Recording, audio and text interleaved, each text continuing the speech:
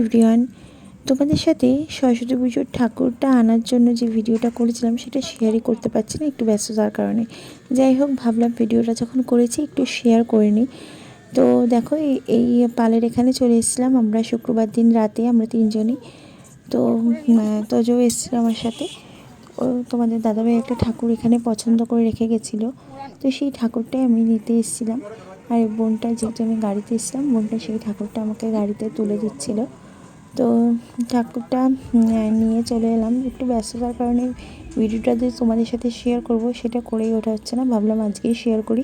আর আজকে সোমবার, আজকেই আমাদের বাড়িতে পুজো হয়েছে, তো সেই ভিডিওটাও তোমাদের সাথেই শেয়ার করব। তো সেদিনের ভিডিওটা যেহেতু করেছিলাম, ভাবলাম একটু শেয়ার করি।